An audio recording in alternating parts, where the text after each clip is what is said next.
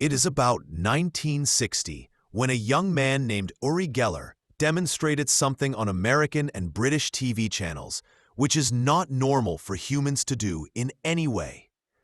This person claims that his mind is so strong that he can do anything by using its power.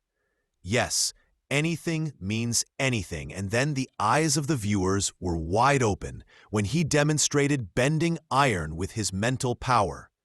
Spoons became soft in his hands. Keys became crooked just by a slight touch of his finger, and compasses bent just by his finger. They would be forced to move on being told. The most amazing thing about him was that he could make such pictures which he had never seen before. A volunteer would make a picture in front of him without showing it to him, and then Geller would try to recreate that picture using his special powers. Though his pictures were not always exactly the same, but they would be so similar that the onlookers would be left astonished. But the question here arises that how can a human being do this? This was just the stage performances of Geller. After knowing more about his feats in this video, you will definitely be astonished too. The question remains, who is Uri Geller, and does he really have superhuman powers, or is it just a hoax? Once again, the happy Nazarene Uri Geller was born in 1946 in the Palestine city of Tel Aviv, which is today a part of Israel. When Geller was just 6 years old, one day his mother gave him a bowl of soup and a spoon to drink from it. It was a routine day, but not now, because when Geller held the spoon to drink the soup, it broke and fell into the bowl. At first, his mother thought that maybe the spoon was already weak, but the same thing happened again after a few days. This was the time when 6-year-old Uri Geller felt that maybe it was not the spoon's fault, but he could do it again. In an interview, Uri Geller told that he showed this trick to his friends in the school too, and all the children were quite surprised. Later, he came to know that he also had the ability to read others' minds. He joined the Israeli army at the age of 18, and in 1967, he got injured during the Six-Day War. After leaving the army, he used to dance in small parties and nightclubs in Israel. He started performing and started earning his livelihood by showing his special powers. Initially, many people thought that this man is probably a very good street magician who shows people some tricks with his sleight of hand, but people were completely unsuccessful in cracking his tricks. Geller believed that he was a psychic, and with the power of his mind, he could make the impossible possible. Later, he went to America, and it was here that he started getting a lot of media attention. Most Americans started knowing Uri Geller when in the late 1960s. In the 1970s and early 1980s, he began appearing on popular TV shows and magazines. In his TV shows, he would soften spoons in front of the camera with his fingers. Often, viewers were left astonished when the heads of the spoons would break off and fall to the ground. Often, during his TV show, he would tell his audience that if their wristwatches were not working, they should take it off, hold it in their fist, and he would make them work with his brain power. Most people claimed that their watches actually started working again, and this was a real surprise for the viewers. It was surprising that by 1972, the media frenzy around Uri Geller grew so much that even the scientific community started paying attention to him. The scientists at Stanford Research Institute thought that if this person is really a superhuman, then why not do research on him in the laboratory and see if he is using any trick or deception? When they asked Uri Geller to take part in this research, he happily agreed.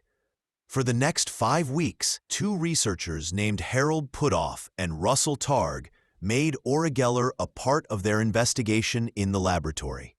Many strange experiments were done on him, The first test of Stanford Research Institute was a special experiment which was based on drawings. Some pre-made pictures were kept in front of him in closed envelopes. Uri was asked to just look at the envelopes and draw the pictures inside them on a separate paper. Let us tell you here that in this experiment, some pictures had already been seen by the researchers, and some pictures were not even known to the researchers. They were just brought to the laboratory in envelopes from outside. In 1989, Uri Geller expressed some uneasiness about his ability. Regarding 2 of the 10 envelopes, he clearly denied saying that he could not know about them.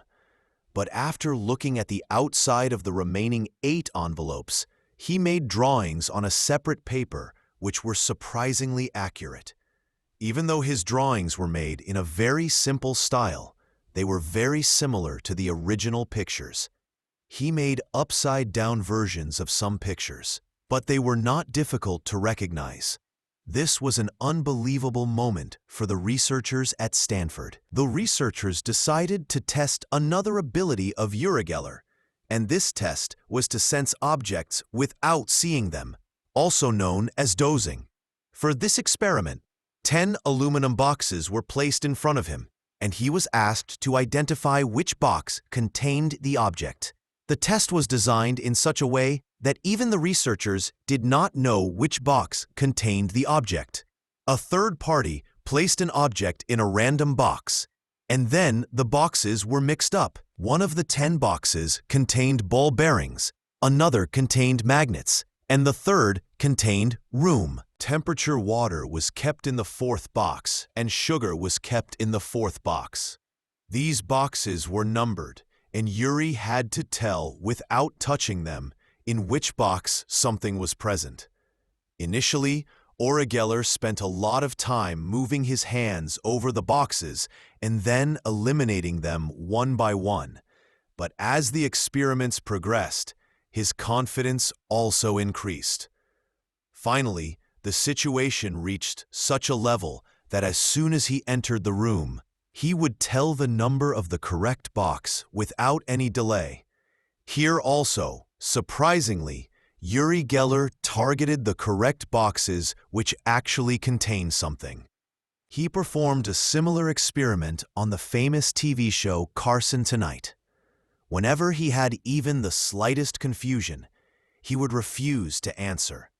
He was successful in giving correct answers even on the TV show, which was very difficult for the audience to believe. Researchers Puthoff and Turk were very impressed with this performance. They said that if someone tries to give the correct answer even by guesswork, then the probability of his giving the right answer would be only 1 in trillions. Another experiment in which Uri Geller's amazing accuracy was revealed. It was a test of a simple 6-sided dice. The dice were placed in a metal box. The box was then shaken vigorously, and Uri was asked to predict which number would be on top when the lid opened. This test was repeated a total of 10 times. Twice he refused to answer, but the other 8 times he made the correct prediction with 100% accuracy. Uri Geller's metal-bending demonstrations at the Stanford laboratory did not prove to be as spectacular as other experiments.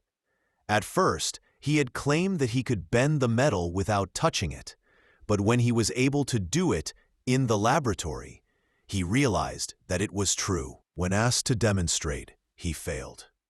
When he was allowed to lightly touch them, he bent spoons, forks, and rods by touching them with his hand. But this was useless as scientific evidence because it could not be understood how much force he had applied. In another test, which was slightly successful, a 1-gram steel weight was placed on an electric scale. The scale and the weight were covered with a glass so that he could not touch them. But even without touching the scale, Geller was able to change the reading of the scale, which was really a strange thing. After these tests, the researchers gave their. It was written in the report that Uri Geller performed so successfully that this phenomenon needs further scientific study. Both the researchers also named this abnormal power of Uri Geller as Geller effect. Uri Geller's personality and charisma got him regular place in TV shows and magazines for the next few years. Soon, he became a supernatural superstar. Stanford's research somehow supported his claims, due to which even those who used to doubt him started believing in these powers. After this, there is an entry of a person who increased the fame of Uri Geller considerably. The one who was going to cause harm was a man named James Rady. He claimed that he also had the ability to soften spoons by touching them. James was actually a stage magician, and he used to say that spoons and keys can be bent easily by sleight of hand. After every trick, James explained the method to his audience step by step. Along with that, he used to say that I have not come to defame Uri Geller. I just want to prove that this is not any paranormal power, but just a miracle of sleight of hand. But actually, his motive was to defame Uri Geller. Because of this, Uri Geller's fame was greatly affected and a doubt arose in the hearts of his fans. For the next several years, Geller reduced his appearances on TV shows, but his earnings kept increasing because during this time he started selling his drilling services to oil companies. Wherever the oil companies had to search for oil under the ground, they used to take the service of Uri Geller, and Geller would easily point out where drilling would be beneficial. In return, he kept charging a huge amount from the oil company. Geller knew very well that this was the reason for the failure of the oil companies. He had realized that by doing shows on stage, he would only be the target of controversies, so he decided to sell his services to the right place. Geller even told in one of his interviews that he had been working for Israel's intelligence agency Mossad for a long time, and he used to try to solve various complicated cases by using its power. In 1973, Geller's abilities were also tested by the Central Investigation Agency, CIA, and after the test, the CIA agents said that they did not find any manipulation or fraud in Geller's abilities. In 2013, Geller was also used by the CIA for some of its missions.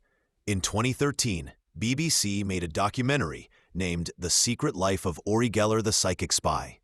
In the documentary, it was claimed that Geller became a psychic spy of the CIA who was actually recruited by Mossad, and he was also sent to Mexico for a special mission. This was the period of Cold War, when the Soviet Union and America were moving against each other. At that time, some agents of KGB, which was the intelligence agency of the Soviet Union, were in America's neighboring country, Mexico. Geller used to keep an eye on the activities of the CIA. He used to save all this data in floppy disks. The CIA sent Geller as a secret spy among the KGB agents, and it has been claimed in the BBC documentary that Geller corrupted all the data in the floppy disks of the KGB agents without touching them. But many people believe that this has been exaggerated in the documentary. However, it is not that every time Geller's predictions proved to be absolutely correct. He had a style that when he was not 100% sure about something, he would say. When someone asked him a question, he refused to answer it, and sometimes his popularity also got affected by doing so. In 1988, a British businessman promised to give him £2.5 lakh if he could bend a spoon in his controlled laboratory.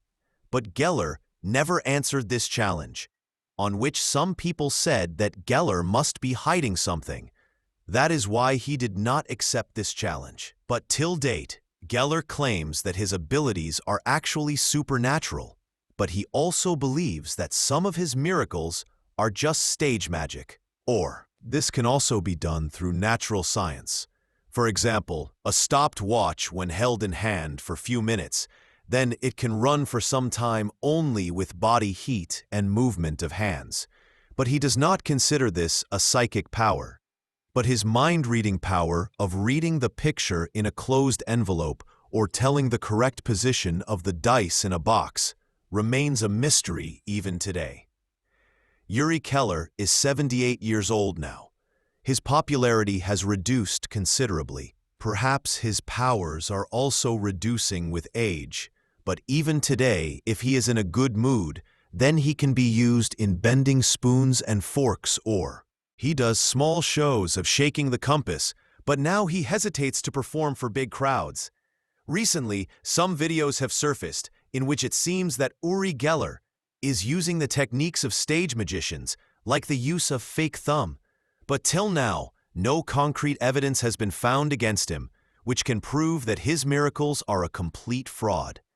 He has a 1976 model Cadillac, which is called the Geller effect. There are lots of crooked spoons and forks stuck on the body of the car. The special thing about them is that every spoon or fork, some famous person of the world had used it at some point. What do you think about this strange ability of Uri Geller? Do tell me in the comments section. I hope you will like and share this video of Infotainment TV as well. See you in the next amazing video.